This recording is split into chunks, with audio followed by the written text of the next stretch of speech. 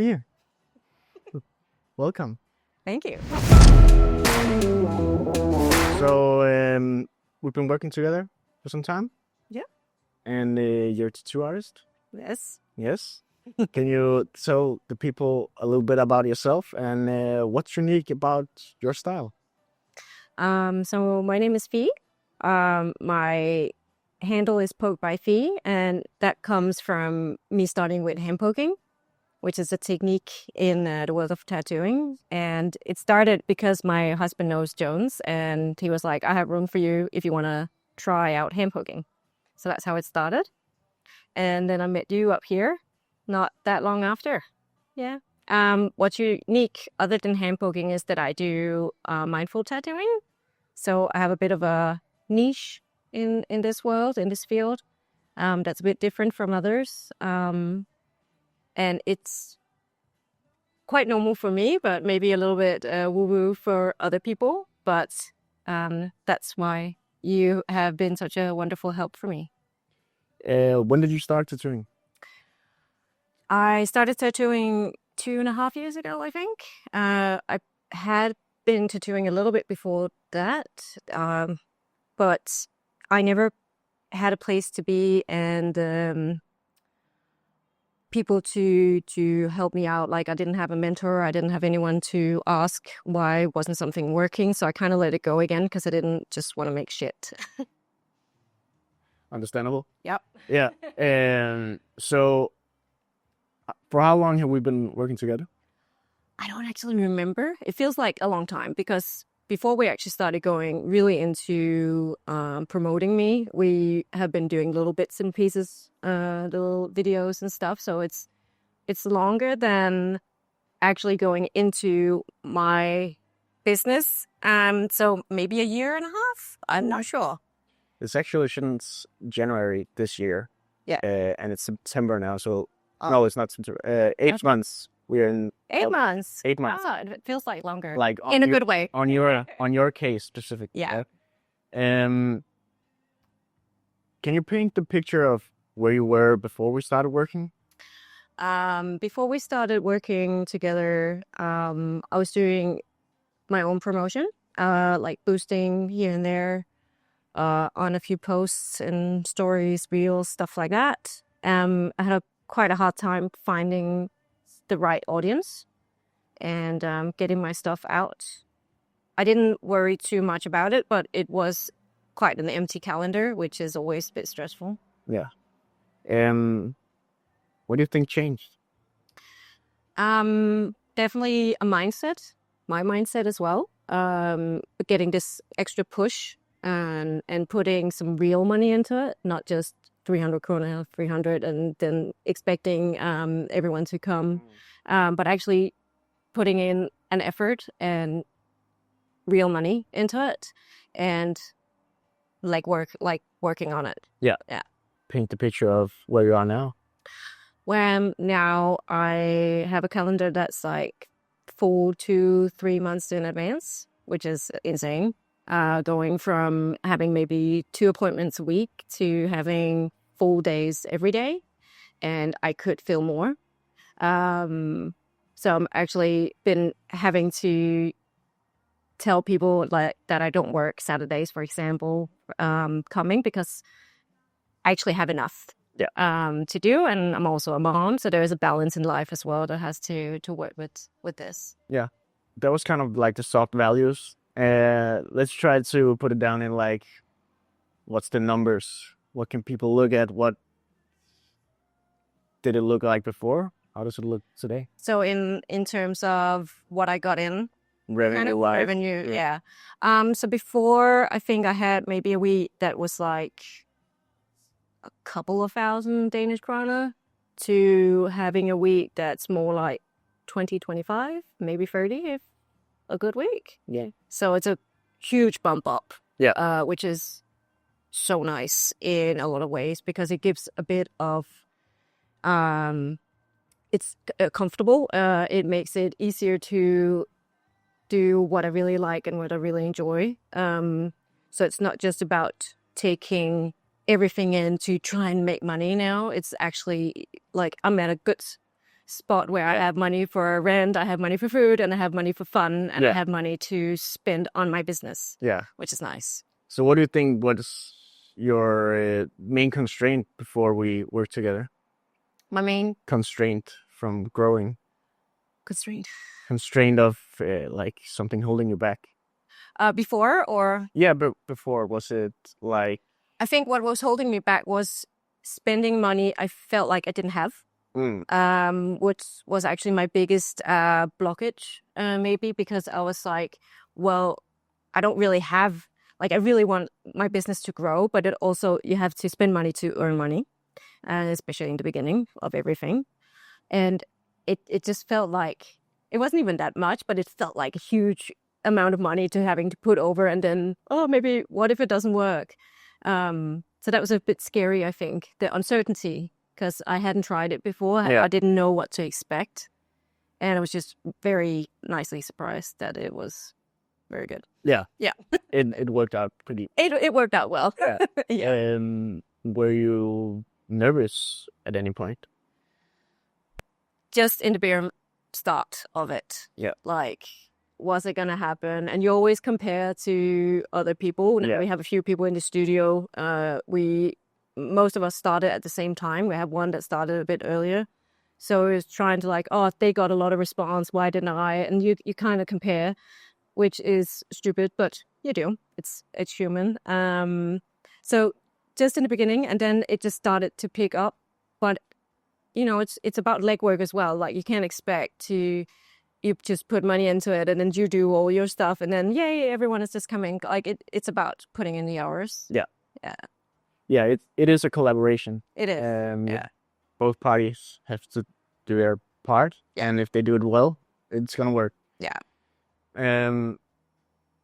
What would you say like was special?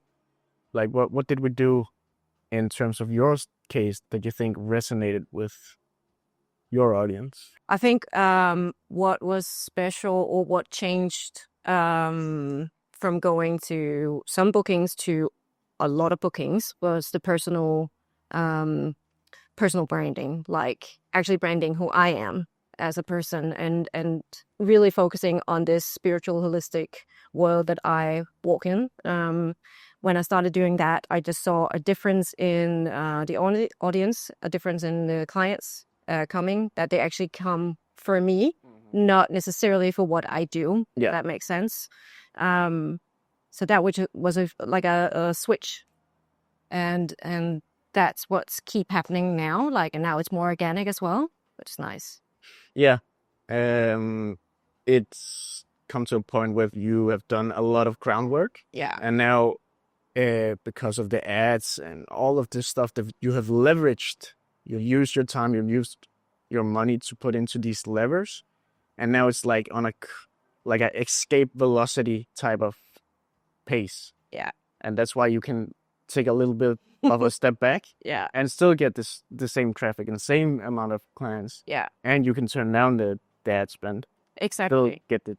Yeah, it's quite insane, because we started, I think, really spending in May or something, if I'm right, April, May. And then the last month, almost 2 months now, I actually haven't spent any money. Yeah. And it's just rolling. Like, my calendar is still full, still getting full. I have DMs, I have things to design and catch up on. So at the moment, it's just like in a really good spot.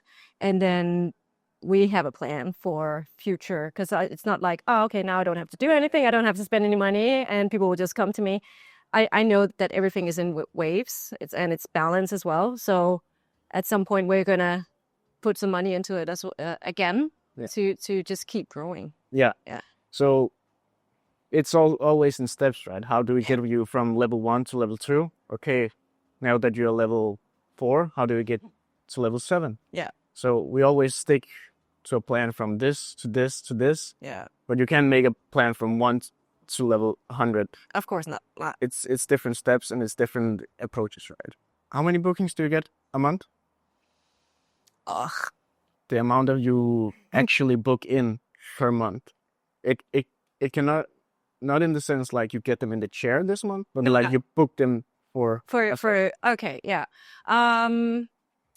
That's a bit harder, but I think maybe in the last month or so, I've probably booked for September, October 20, 30 clients, maybe something like that. Some bit smaller, some bit bigger. So of course, when it's a bigger project, more hours go into it. So they take up more of a day, of course.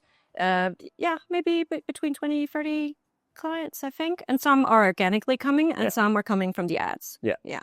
So how do you feel about it, the whole thing? It's been really good. Surprisingly good. You always have doubts when you go into something new, and I never tried using someone else to do my promoting before. So it's always a bit like, is it going to work? How is it going to work? And you're not in the spiritual holistic world. So that was also interesting to try and like, can we figure out something that looks nice, that has the vibe that I want, but also you have the eyes for what looks good, what works. And I think it worked out really well. Yeah. And we kind of pushed you into doing even more of the holistic work. Actually, yeah. You're like, no, we can go more. We can go weirder. We can go more personal, which was really nice. Because sometimes it's like, it's nice to have someone else's eyes on it. Because I also had a little bit, maybe it's too weird, or will people respond to it, or how is it going to be? But it worked really well. Yeah. Yeah. I believe if you have a good product behind it, you can put the personality and then take 10x it. Yeah. Yeah. And that's the theory behind your success. Yeah. And that's what I've put into practice with you. If you turn back time to Fia back in the day, who hadn't done the thing and work with Dynamite, would you do it again? Yes. And if you were a tattoo artist, maybe not you, but in the same spot as you 2 years ago, would you still do it? Or what would you say to them? Yes. I would say do it. Try it out. I don't really think you can lose anything on it. Of course, everyone is different, and you have to find the voice, the videos, the aesthetic style, all that suits you. But I've seen you do it with so many different artists now that I have no doubt that you would be able to do it with anyone. So I would say go for it, try it out. And worst case, you just have a lot of material, and that's not even a worst case, really. It's just like, be curious and try something new. Definitely. Yeah. Cool. So we always end these interviews with a question from an artist to you, and you asking a question for the next artist. For the next artist. And we start with you asking the question. For any artist in the studio, or the next guest in here? The next guest in here. And I have no idea who it is. That's good. That's good. And it can be anything from anything. It's always hard getting put on the spot. I probably would ask them if they would want to make it more personal on their brand as well.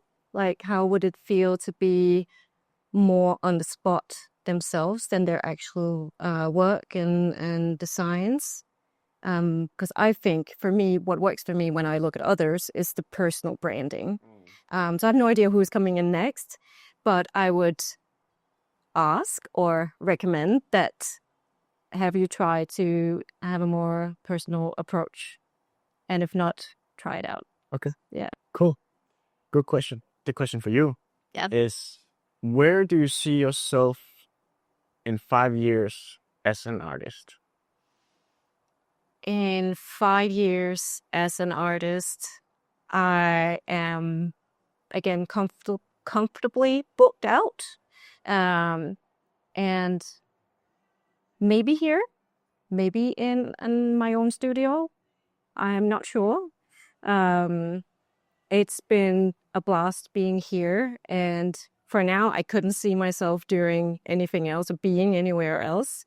But I also think my branding would be nice in a smaller, intimate space because of the clients that I have.